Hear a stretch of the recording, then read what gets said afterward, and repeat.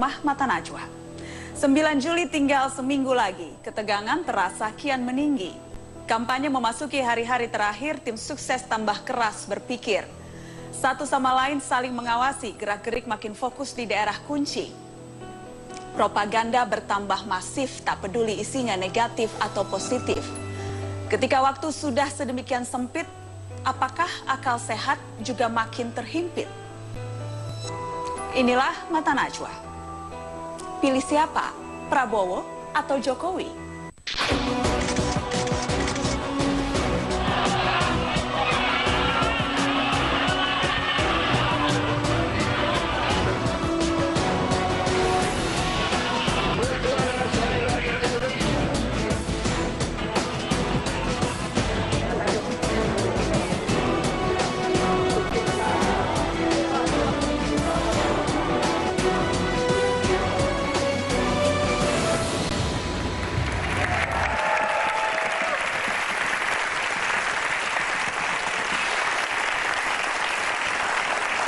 Pemirsa, tinggal 3 hari lagi untuk melancarkan segala jurus kampanye. Mulai 6 Juli kita masuk masa tenang. Inilah kesempatan terakhir untuk menjual kelebihan capres masing-masing.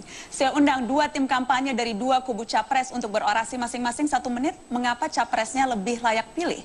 Diawali dengan Ali Mohtar Ngabalin dari kubu Prabowo Subianto. Kita berikan sambutan. Prabowo!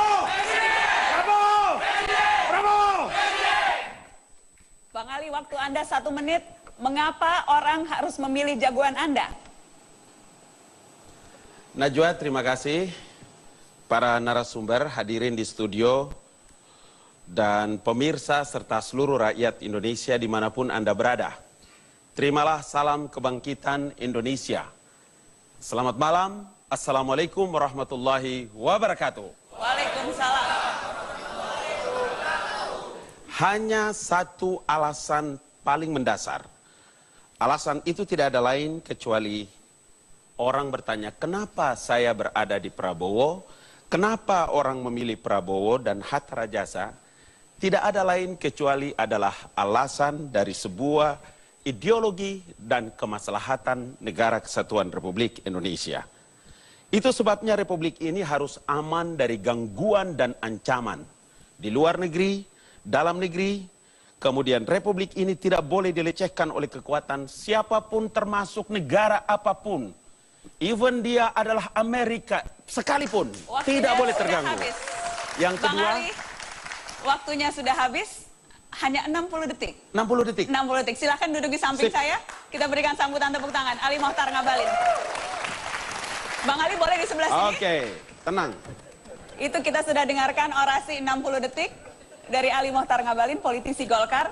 Saya akan panggil dari kubu Jokowi JK, Hovifah Indar Parawansa.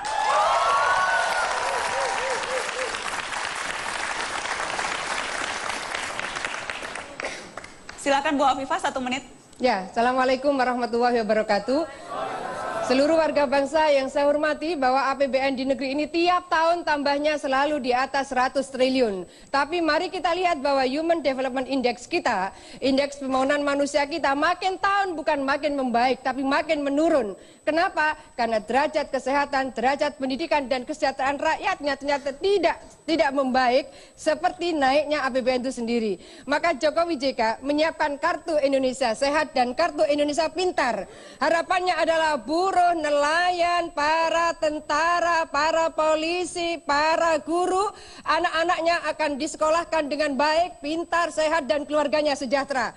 Oleh karena itu, Kartu Indonesia Sehat dan Pintar ini akan menjadi bagian dari harapan seluruh warga bangsa di negeri ini, agar hidupnya sejahtera, anaknya pintar, anaknya sehat. Suatu saat mereka boleh berharap menjadi dokter, suatu saat mereka boleh berharap menjadi profesor, jadi jenderal. Waktunya 60 detik. Mari silakan bergabung. Iya, mantap. Mantap. Anda sendiri mengakui mantap, Bang Ali? Mantap, cuma terlalu cepat saya punya detiknya. Semuanya sama. Oke, Semuanya mantap. sama, 60 detik. Tidak ada yang dimanipulasi. Oke. Baik, tadi Bang Ali sudah mulai Sambil dengan orasi. minum boleh, Sambil diminum, silakan. Sudah berbuka puasa, jadi sudah boleh. Tadi sudah memulai dengan mengapa masing-masing. Pertanyaannya sekarang saya balik. Oke. Kalau tadi mengapa memilih Prabowo, kalau sekarang mengapa Anda tidak mau memilih Jokowi? Apa urusannya dengan Jokowi bagi saya? Nggak ada penting. Tidak penting. Tidak penting. Karena memilih itu adalah persoalan rasa. Orang memilih presiden Indonesia ini bukan memilih satu di kota atau kabupaten. Enggak, Najwa. Republik Indonesia terlalu luas. Enggak bisa, mesti orang kuat. Orang yang disegani. Baru benar. Dan itu Anda lihat tidak ada di Jokowi? Ada di Prabowo Subianto. Bu Hovifah, pertanyaannya sama. Kenapa Anda tidak memilih Prabowo? Padahal tadi katanya ada di Prabowo Subianto, ketegasan itu. Nggak bisa, negeri sebesar Indonesia nggak bisa dipimpin dengan gambling. Bahwa pengalaman yang terbukti dan teruji di dalam memimpin pemerintahan, baik di tingkat kota, di tingkat provinsi, itu menjadi bagian yang penting untuk mengantarkan kepemimpinan di tingkat nasional. Bagaimana kemudian kita mau mempertaruhkan bangsa ini kepada seorang yang belum memiliki track record di dalam kepemimpinan pemerintahan birokrasi sipil.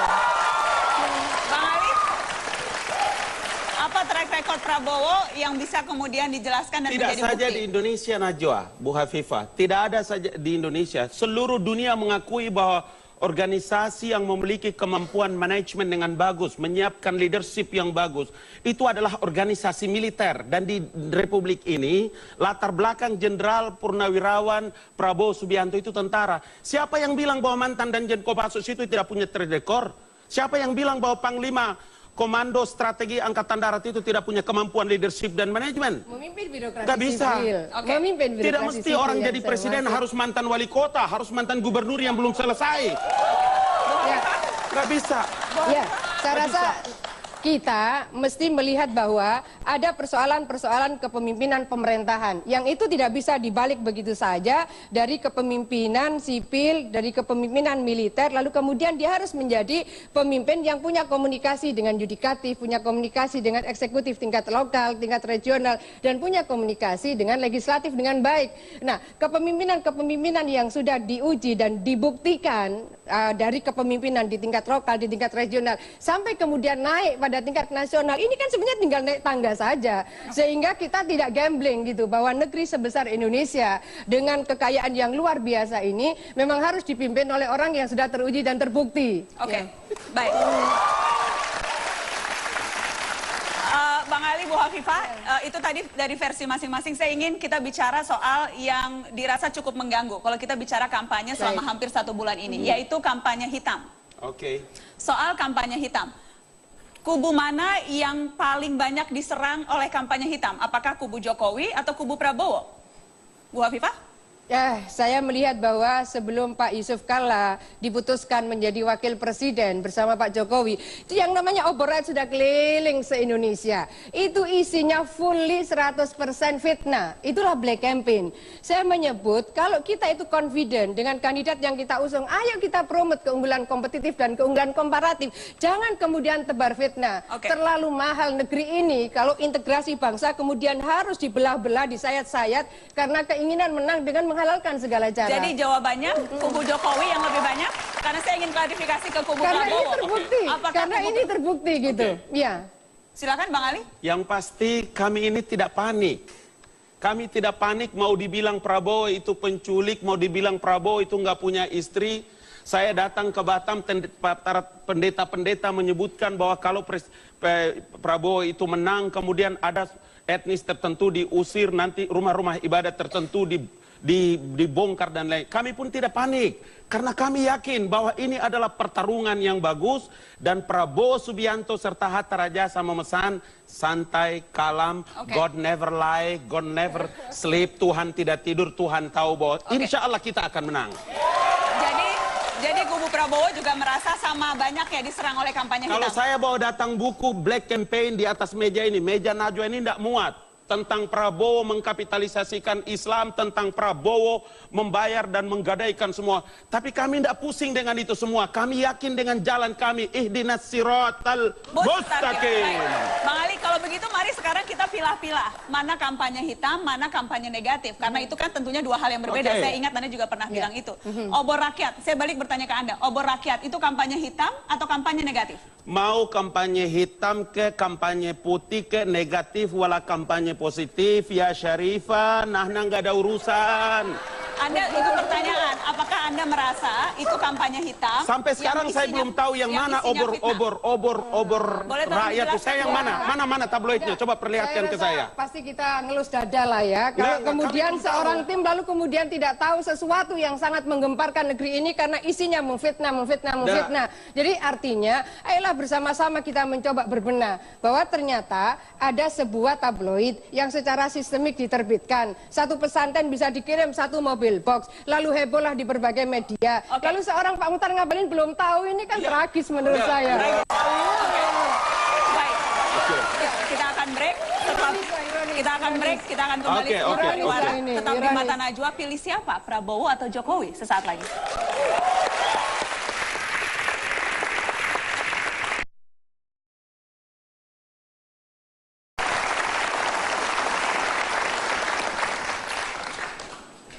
Terima kasih Anda terus di Mata Najwa. Pilih siapa? Prabowo atau Jokowi? Tadi sudah dimulai dengan orasi, sudah ada perdebatan dari masing-masing kubu. Terputus di soal kampanye hitam. Kalau tadi soal obor rakyat, apakah itu kampanye hitam atau tidak, tadi sudah dijelaskan. Tapi yang jelas ada kemudian tudingan-tudingan yang juga muncul ke kubu Prabowo, Bu Kofifa. Soal penculikan, soal pelanggar HAM, dikhawatirkan akan menjadi diktator, otoriter. Ya betul. Orde Baru, itu hitam yang kurang lebih sama dengan apa yang Anda sebutkan dialami oleh Jokowi, atau itu kampanye negatif?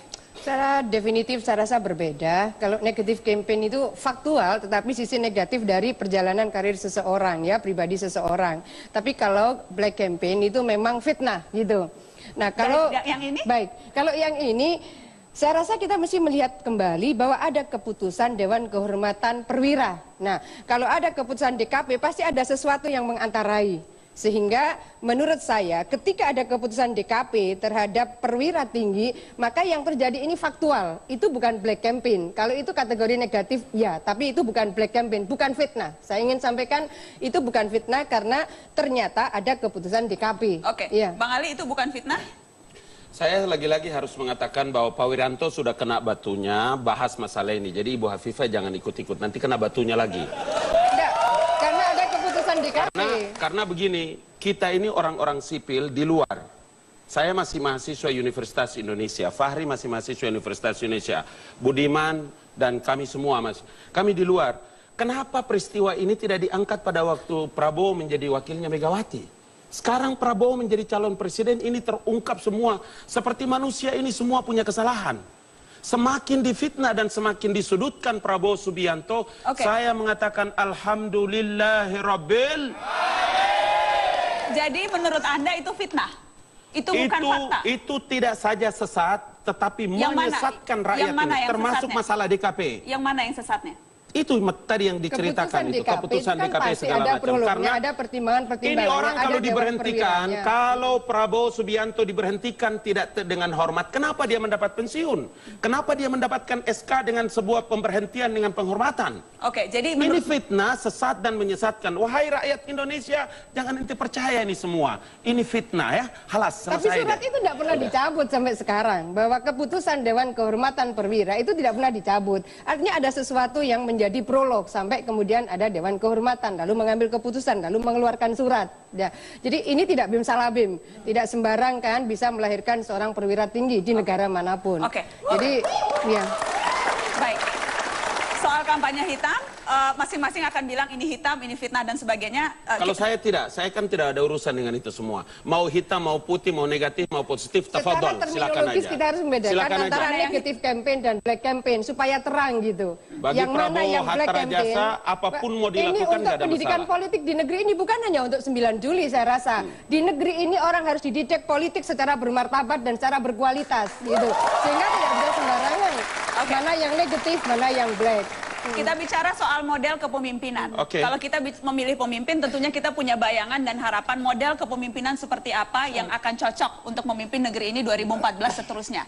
Model kepemimpinan apakah yang ditawarkan oleh masing-masing dari jagoan Anda, dan mengapa itu yang paling pas untuk Indonesia 2014 ke depan? Bang Ali. Ya, bicara tentang kepemimpinan bagi Indonesia ini kan kami berkali-kali mengatakan bahwa Indonesia ini tidak membutuhkan seorang manajer. Presiden Republik Indonesia itu seorang leadership. Karena itu ketika masuk gorong-gorong, masuk lorong, keluar lorong, kami tidak ada urusan. Kami percaya bahwa memilih seorang presiden itu adalah membangun sebuah karakter. Yang tidak ada lagi orang bicara tentang latar belakang, bukan persoalan kepemimpinan militer, bukan otoriter seperti yang dituduhkan kepada Prabowo Subianto. Oke, jadi memimpin rakyat Indonesia dari Sabang sampai Merauke, dari Aceh sana. Dan model kepemimpinan yang seperti apa? Ada sama Prabowo seluruhnya. Yaitu? Berikan amanah sama dia akan tunjukkan kemampuannya. Bu Hovifah? Baik. Model kepemimpinan seperti apa? Ya. Bottom up democratization itu menjadi penting karena sekarang ini seringkali yang terjadi adalah monopoli tafsir. Kebutuhan-kebutuhan saudara-saudara kita di Papua, kebutuhan saudara kita di Aceh itu ditafsiri sendiri oleh pemerintah pusat.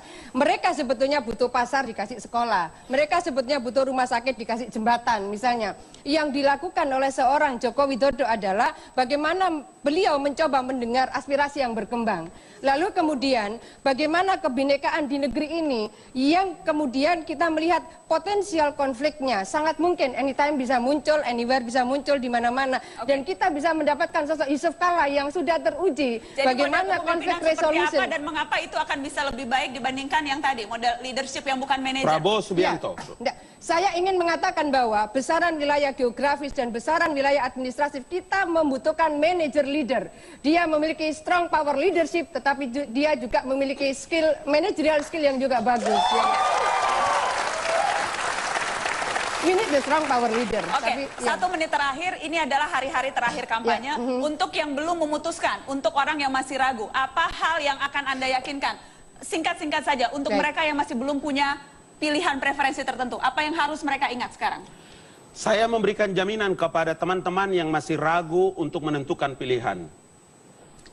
Pilihlah nomor 1, Prabowo Subianto. Saya Ali Mukhtar Ngabalin menjamin bahwa Anda tidak keliru. Berniat memilih saja sudah mendapatkan pahala, apalagi kalau tanggal 9 Anda memilih nomor 1 Prabowo Subianto. Insya Allah Anda. Ya, saya ingin mengajak kepada seluruh warga bangsa, terutama yang masih kategori undecided voters, bahwa saya ingin mengajak salam 2 jari, jangan lupa pilih Jokowi JK untuk membangun Indonesia bermartabat dan Indonesia hebat ke depan. Kastorius Sinaga melawan Budiman Sujatmiko. Tetaplah di Mata Najwa. Pilih siapa, Prabowo atau Jokowi? Terima kasih Bang Ali sudah hadir. Terima kasih Anda terus di Mata Najwa, episode Pilih Siapa, Prabowo atau Jokowi. Selanjutnya saya akan undang untuk berorasi selama 1 menit mengapa capresnya lebih layak dipilih. Giliran selanjutnya adalah Kastorius Sinaga, mohon maaf Pak Kastorius Sinaga selaku tim kampanye Capres Prabowo Subianto. Kita berikan tepuk tangan Pak Kastorius Sinaga. Prabowo, Bung Hatta. Terima kasih Pak Kastorius sudah hadir. Ya. Terima kasih sudah hadir. Waktu Anda 1 menit untuk berorasi dimulai dari sekarang. Silakan Pak. Terima kasih Najwa. Para pemirsa di rumah dan rakyat Indonesia, ada 3 faktor yang mendorong saya untuk memilih Prabowo Hatta menjadi presiden. Yang pertama adalah Prabowo Hatta adalah pemimpin yang tegas yang dapat mempunyai affirmative action untuk membawa gagasan luar biasa besar, yaitu Indonesia Bangkit. Yang kedua adalah Prabowo Hatta mempunyai konsistensi berpikir dan bertindak untuk menjaga kekayaan Indonesia. Baik itu kekayaan alam untuk ekonomi kerakyatan maupun kekayaan budaya dalam artian keberagaman dalam rangka kesejahteraan rakyat Indonesia. Yang ketiga adalah hanya Prabowo Hatta lah yang bertekad untuk melanjutkan dan memperbaiki kesinambungan pembangunan kita selama 10 tahun pemerintahan SBY. Yang baik diteruskan, yang buruk dan yang kurang akan diperbaiki. Inilah 3 alasan utama mengapa saya dan juga saya mengajak rakyat Indonesia memilih nomor 1 yaitu Prabowo Hatta. Terima kasih Pak Kastorius. Tadi ada keseimbangan, jadi Anda memang karena Demokrat ya? Tentu, ya. Tentu karena Demokrat. Kita dengarkan bagaimana politisi PDI Perjuangan Budiman Sujatmiko akan berorasi. Silakan Mas Budiman, kita berikan tepuk tangan. Waktu Anda juga sama, 1 menit, silakan. Mas Assalamualaikum Budiman. warahmatullahi wabarakatuh. Bangsa kita sudah banyak menderita luka setiap kali pergantian pemerintahan. Bangsa kita sudah menderita luka sedemikian lama, demokratisasi yang tidak kunjung memenuhi janjinya. Saya memilih Jokowi JK karena keduanya adalah 2 tipe pemimpin yang bisa menyembuhkan, bukan pemimpin yang menambahkan luka dan kebencian di antara kita sama. Bapak Jokowi menyembuhkan luka, rasa putus asa rakyat melihat birokrat politisi yang tidak terjangkau, yang elitis, yang feodal, yang hanya bisa memerintah. Pak Jokowi menyembuhkan luka itu dan hadir sebagai manusia di antara kita sesama. Dia hadir dengan jiwa dan wajah kita sendiri, bukan wajah orang lain yang asing dari kita. Pak JK menyembuhkan luka antara sesama anak bangsa di Ambon, di Poso, di Aceh, di banyak tempat yang lain. Dua orang ini adalah pemimpin yang menyembuhkan, bukan pemimpin yang menambahkan luka pada luka yang sudah lama di bangsa ini. Terima kasih. Budiman, kita lanjutkan di sini. Terima kasih atas orasinya. Yang menyembuhkan luka. Kalau tadi tegas dan perlunya kesinambungan dalam pemerintahan. Tadi di awal, di bagian 1 dan kedua, kita sudah bicara soal kampanye hitam atau kampanye negatif, bicara soal rekam jejak. Saya ingin Anda berdua memberikan keyakinan atau memberikan argumen dari sudut yang mungkin sedikit berbeda. Bukan pada sosok personal capres dan cawapresnya, tapi tentang siapa orang-orang yang berada di belakang mereka, yang mendukung mereka, dan bagaimana orang-orang itu akan bisa memberikan nilai lebih pada masing-masing pasangan. Silakan. Pak Kasto? Ya, yang pertama adalah perlu digarisbawahi Najwa bahwa Prabowo Hatta ini merupakan duet kepemimpinan yang sangat saling melengkapi. Prabowo datang dengan ketegasan dan gagasan besar, Indonesia bangkit.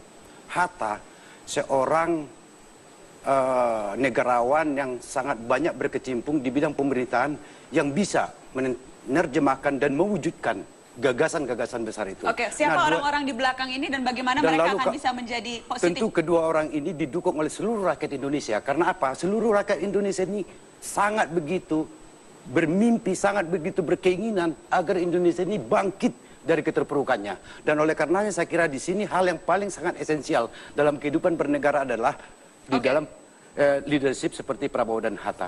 Oke, Mas Budiman, siapa orang-orang di belakang Jokowi JK dan mengapa itu bisa menjadi nilai plus dan bukan nilai minus? Karena Jokowi dan JK adalah pemimpin yang menyembuhkan. Maka mereka yang berada di sekeliling Pak Jokowi JK adalah mereka yang menyembuhkan persoalan-persoalan sosial. Bukan sekedar orang partai politik, bukan sekedar orang beberapa pensiunan militer, tapi terutama adalah mereka bagian dari civil society, NGO, pendidik, intelektual, pemikir yang banyak terlibat sehari-hari dalam persoalan-persoalan masyarakat. Entah itu advokasi sosial ekonomi, advokasi sosial budaya, advokasi masalah masalah toleransi, advokasi masalah konflik sosial.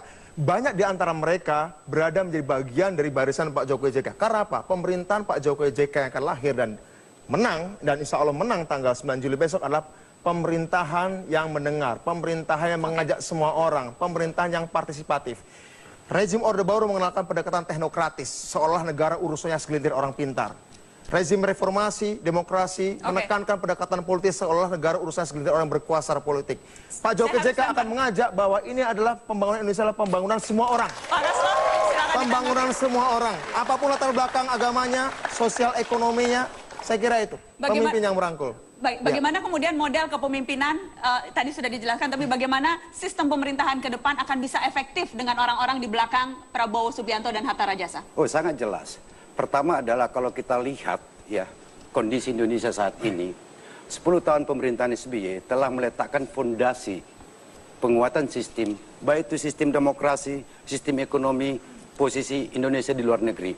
Nah, sistem ini akan bisa dilanjutkan bila ada kapasitas kelembagaan dan juga bila ada orientasi yang jelas tentang Indonesia bangkit, dan ini di zaman Prabowo Hatta.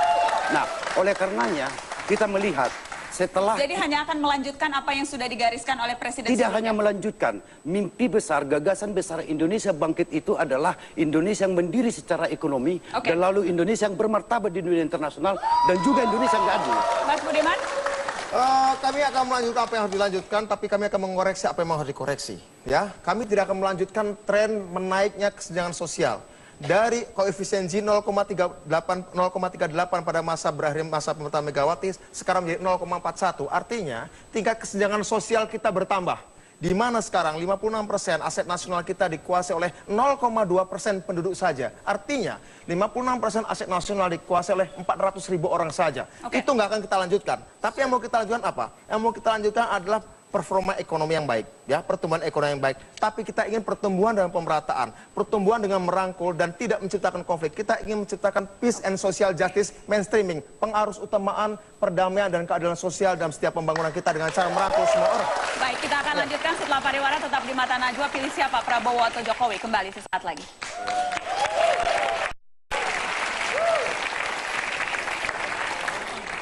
Ya, Anda masih di Mata Najwa. Pilih siapa ya, Prabowo atau Jokowi? Tadi kita sampaikan cuplikan battle rap yang ramai di sosial media, khususnya di YouTube. Battle rap antara pendukung Prabowo dan juga pendukung Jokowi. Mas Budiman, Pak Kasto, yang juga berbeda di kampanye tahun ini adalah jumlah perdebatan atau debat yang diselenggarakan KPU jauh lebih banyak. Ya. Akan ada 5 debat, sekarang sudah ada 4 kali debat. Kita akan saksikan cuplikan singkat saja dari masing-masing debat. Nanti saya mau minta komentar Anda soal perdebatan ini. Kita lihat.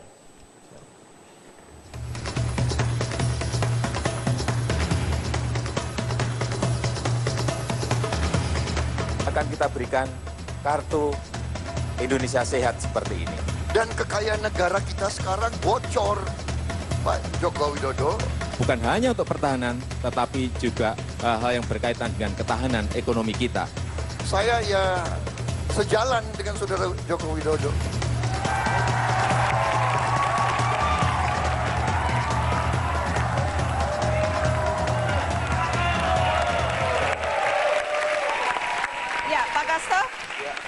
Untuk swing voters, untuk orang yang belum memilih, debat-debat yang kita saksikan mungkin saja akan memberikan acuan pada mereka. Apa yang harus diingat oleh orang yang mau milih Prabowo dari sekian perdebatan yang dilakukan? Selain bocor. Yang pertama adalah konsistensi berpikir dari Pak Prabowo Hatta untuk menjaga kekayaan bangsa Indonesia yang diperuntukkan bagi kesejahteraan rakyat. Itu selalu menjadi platform dia dan konsisten, tidak mencela-mencela, tidak ragu-ragu. Yang kedua adalah Prabowo dan Hatta sangat jelas di berbagai bidang yang saya katakan tadi, bahwa kalau yang baik dilanjutkan, kalau yang kurang diperbaiki.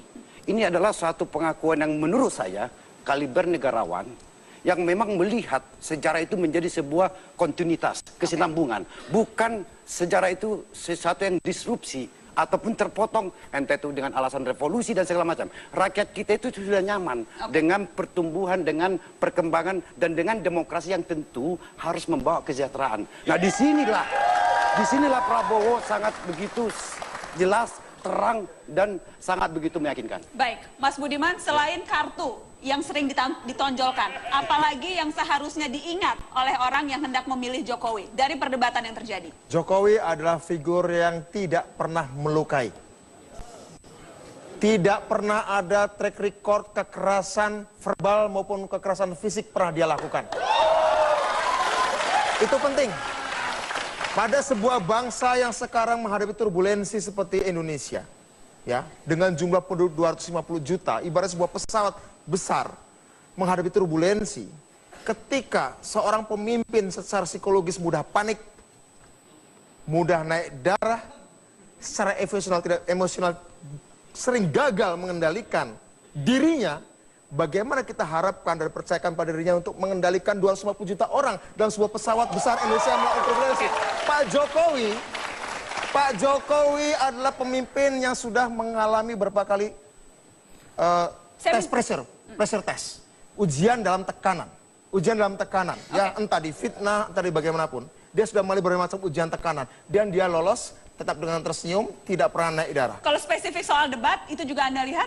Sangat sekali bahwa Pak Jokowi adalah orang yang bahkan ketika diajukan pertanyaan-pertanyaan yang orang kira bahwa itu tidak dia kuasai, dia tetap bisa menjawabnya. Tentu saja tanpa harus berusaha untuk jadi sok tahu, tapi tetap bisa menjawabnya. Pak Kasto, silakan ditanggapi. Ya. Saya kira ini ya, ada dua hal yang berbeda kontras antara Jokowi dengan Prabowo. Saya tidak setuju kalau dikatakan Prabowo temperamental. Jangan disamakan sebuah sifat yang affirmative action, yang tegas dengan keras. Tidak, beda.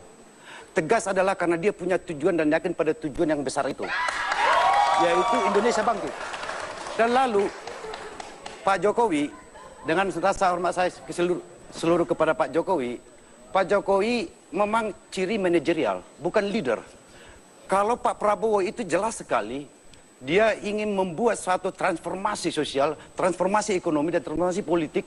Hingga pada di mana titik yang dia tuju adalah demi kesejahteraan rakyat Indonesia. Ini sangat jelas.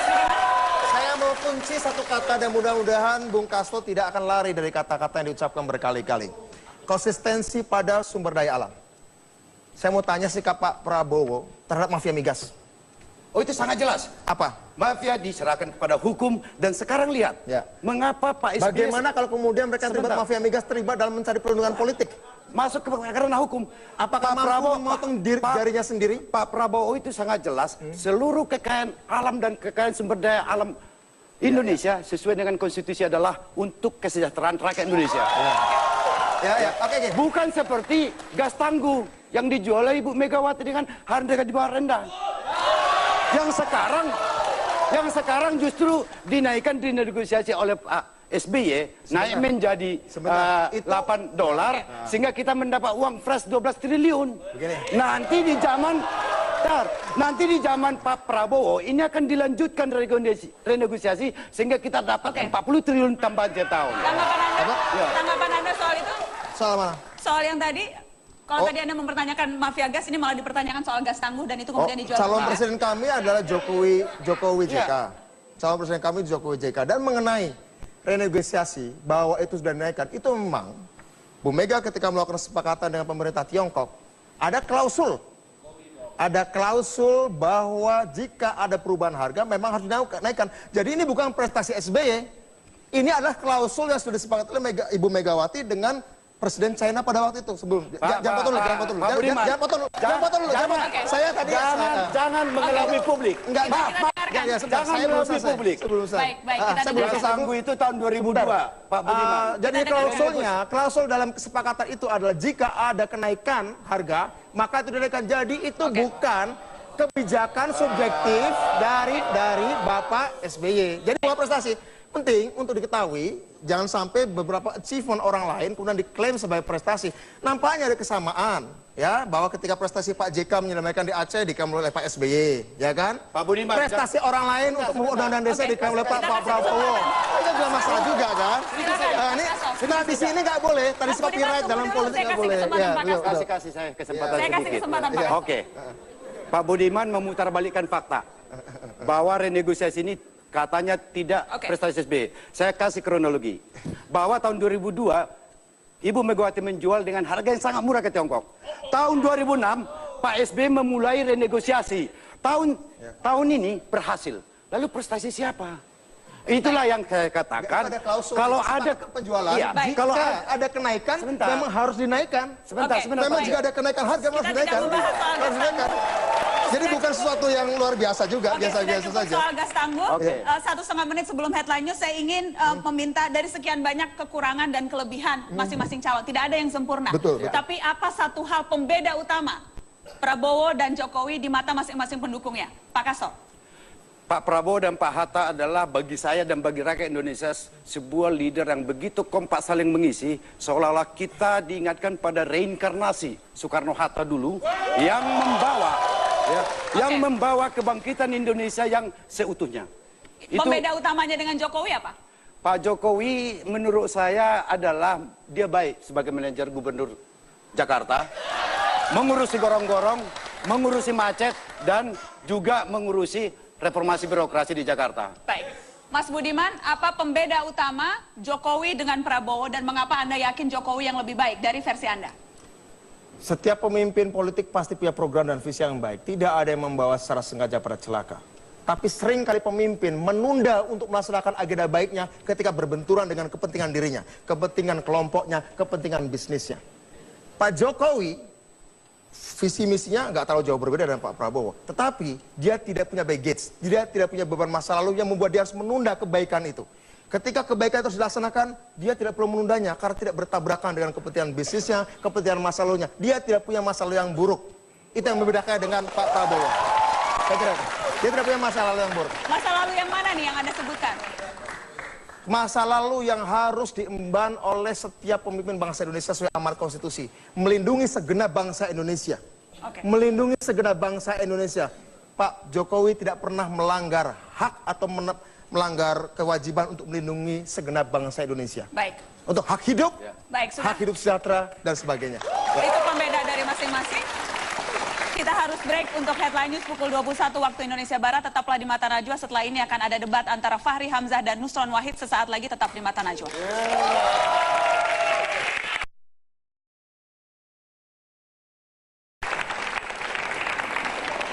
Ayo jangan golput, makanya pilih siapa ya, Prabowo atau Jokowi? Malam ini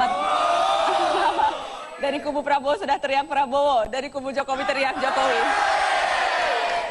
Saya akan undang dua lagi tim sukses dari masing-masing kubu untuk meyakinkan Anda yang mungkin belum punya pilihan.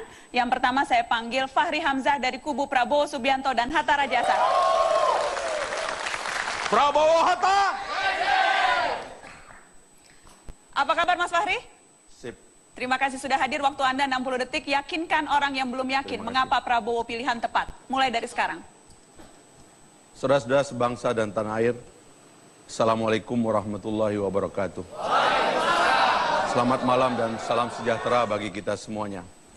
Kita akan memilih seorang presiden yang akan memimpin bangsa yang besar ini, bangsa terbesar nomor 4 di dunia. Bangsa demokrasi terbesar nomor 3 di dunia dan bangsa muslim terbesar di dunia. Kita akan memilih seorang yang akan memimpin bangsa ini dari Sabang sampai Merauke. Itu sebabnya saya memilih Prabowo Subianto. Saya mengenalnya sejak dia menjadi militer aktif sebagai Danjen Kopassus. Dia bersahabat dengan banyak intelektual. Itulah sebabnya pada zaman ketika bersahabat militer dengan intelektual masih dilarang, dia sudah bersahabat dengan banyak orang yang kemudian membuka pikirannya. Karena itulah kemudian Prabowo Subianto memiliki kapasitas sebagai presiden untuk memimpin bangsa besar ini. Terima kasih Mas Fahri Hamzah. Silakan saya undang untuk naik ke atas panggung. Orasi 60 detik dari kubu Prabowo. Kini saya panggilkan Nusron Wahid yang akan mewakili tim sukses dari kubu Jokowi JK. Selamat malam, Mas Nusron, apa kabar? Assalamualaikum. Waalaikumsalam warahmatullahi wabarakatuh. Waktu Anda sama 60 detik, yakinkan mengapa Jokowi pilihan yang tepat. Silakan. Assalamualaikum warahmatullahi wabarakatuh. Bangsa Indonesia yang kami hormati, saat ini posisi Indonesia itu sangat penting dan sangat diharapkan. Sangat orang itu mengharapkan adanya Indonesia akan tumbuh menjadi bangsa yang berkelanjutan. Karena banyak yang berharap dengan Indonesia, maka kita membutuhkan seorang pemimpin yang mampu menumbuhkan harapan baru bagi Indonesia. Jokowi JK adalah harapan baru bagi Indonesia. Kenapa? Karena dia adalah antitesa dari pemimpin-pemimpin yang pernah ada di Indonesia. Dia merakyat, dia mau bekerja, dan dia tidak mau menyakiti orang lain. Dia orang baik yang tidak pernah punya masalah di Republik ini. Karena orang baik tidak pernah punya masalah ini, ayo kita bawa Indonesia bersama dia menuju perubahan. Terima kasih Mas Nusron. Silakan bergabung. Kita akan break dulu, ya silakan bersalaman dulu. Ini dua sahabat lama yang bertemu di meja Mata Najwa. Kita akan kembali setelah pariwara, tetap di Mata Najwa. Ya, pemirsa, yang membuat kampanye pada Pilpres tahun ini juga berbeda dengan 5 tahun yang lalu adalah masifnya kampanye di sosial media. Di Twitter, di Facebook, di Path, Instagram, dan lain-lain. Anda berdua termasuk juga aktif, terutama Anda, Bung Fahri, di sosial media dan Twitter. Saya ingin mengklarifikasi satu hal karena Anda dilaporkan Bawaslu karena tweet Anda. Ini tweetnya kita tunjukkan. Jokowi janji 1 Muharram Hari Santri, demi dia terpilih 360 hari akan dijanjikan ke semua orang. Sinting. Siapa yang Anda maksud sinting di sini? Jadi kalau Anda mau tahu sikap saya kepada seseorang, Anda perlu baca seluruh tulisan saya tentang orang itu. Dan saya menulis tentang Prabowo dan Jokowi sudah lama. Saya tadi mau meneruskan apa yang saya ingin katakan di sana. Saya mengenal Prabowo sejak lama. Dia berteman dengan intelektual. Ketika bertemannya militer dengan intelektual itu belum dibolehkan. Saya mendengar pidato-pidatonya ketika dia jadi Pangkostrat dan Danjen Kopassus. Menurut saya waktu itu ada banyak militer yang intelek, tapi tidak banyak yang sekuat Prabowo. Oke. Jadi Prabowo itu memiliki kesadaran sebagai pemimpin bangsa Indonesia sudah lama dan itu sudah jadi keyakinan. Baik, hubungannya Mantap di dalam keyakinannya. dengan kata sinting ini. Nah, karena itu kalau Anda bicara kalau kita bicara Prabowo sekali lagi, ini orang yang memiliki kesadaran kuat untuk memimpin sehingga kata-katanya yang keluar dari dirinya adalah kata-kata yang mantap. Dia tidak gampang janji sama orang kalau sesuatu belum menjadi keyakinannya.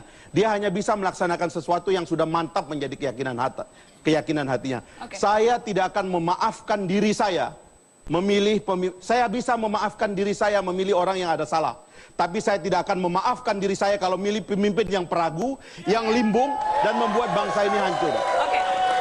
Jadi itu Baik, dasar Mas dari Fahri, sikap saya kepada orang Saya lain. cuma mau minta klarifikasi satu hal. Iya. Sinting itu Anda tujukan ke siapa? Kalau Anda belajar bahasa yang benar, di situ ada kata titik.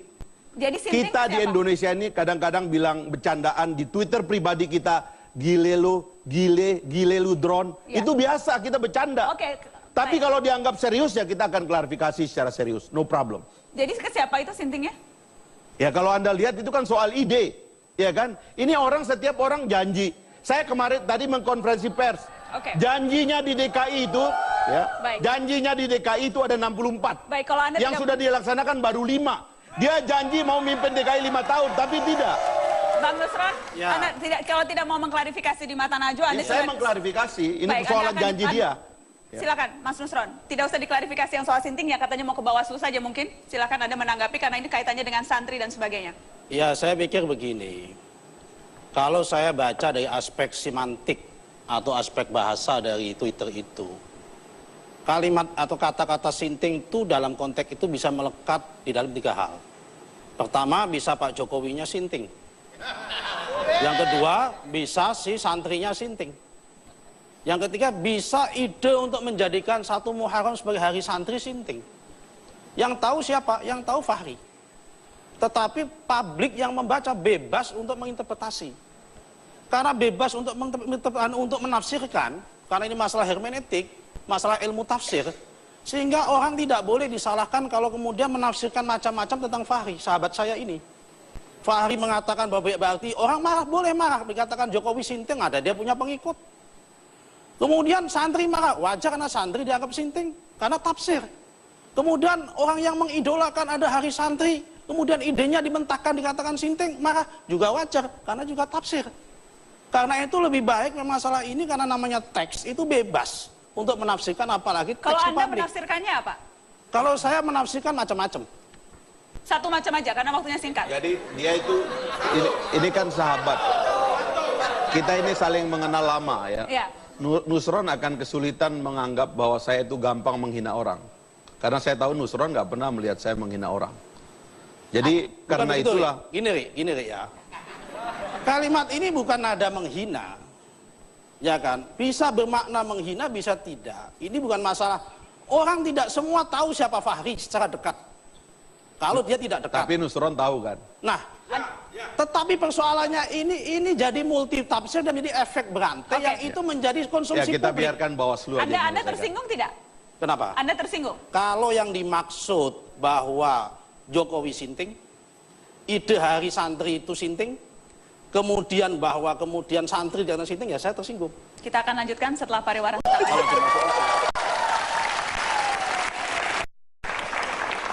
Terima kasih Anda masih di Mata Najwa. Saya mau ke Bang Fahri. Bang Fahri, salah satu karakter yang kerap ditonjolkan dari Prabowo Subianto adalah ketegasannya. Bagaimana wujud ketegasan itu menurut Anda? Apa bukti ketegasan itu? Jadi gini, yang saya alami dari Prabowo itu adalah orang itu memiliki pikiran sendiri yang independen. Dia matang sebagai intelektual dari dulu. Itu yang saya katakan, dia bergaul dengan kaum intelektual. Sebelum militer itu boleh bebas bergaul dengan kaum intelektual. Dia punya lembaga studi yang dia buat untuk itu. Dan ketika dia berpidato, itu juga orientasinya. Militerisasi pada zaman itu dia lawan dengan cara pergaulan ini.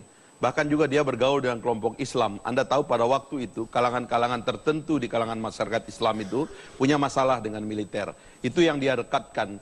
Karena bersatunya militer dengan kelompok-kelompok Islam yang besar ini, itu akan membuat bangsa kita menjadi bangsa stabil. Oke, bukti Nah ketegasan. dari dulu itu pendiriannya, dan dengan itu kadang-kadang dia harus melawan militer-militer tua pada masa itu yang melawan ide itu.